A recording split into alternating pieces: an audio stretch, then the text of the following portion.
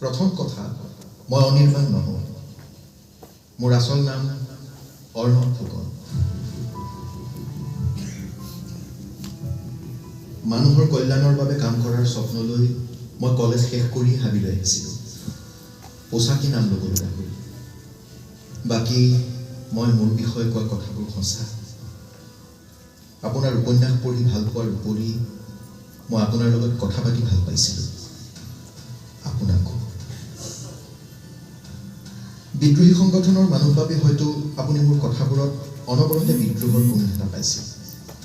তেনে বিদ্ৰোহৰ বাবেই নিজৰ মাজতেই মই দোষী সাব্যস্ত হৈছোঁ।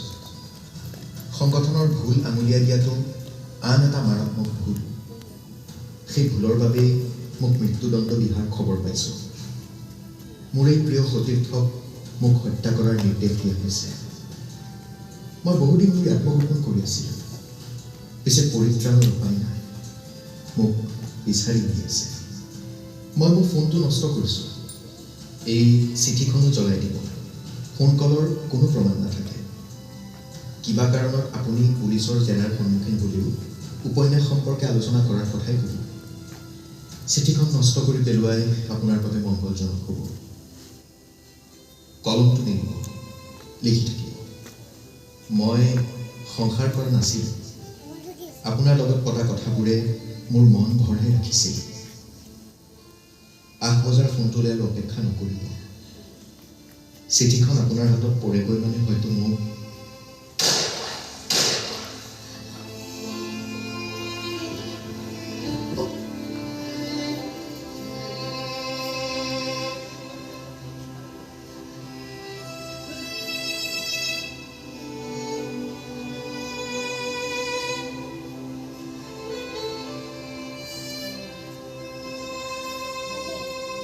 টোপনি ক্ষতি নকৰিব। মাইগ্ৰেইন বৰ যন্ত্ৰণাদায়ক। মই বুজোঁ, নিজেই ভুক্তভোগী। ভালে থাকিব। পুনৰ জন্ম যদি বিশ্বাস কৰে পুনৰ লগ পাম। যদি নকৰে আপোনাৰ সৈতে আলাপৰ সান্নিধ্যও কম সুখকৰ নহয়। বিদায় বন্ধু, অৰ্ণৱ।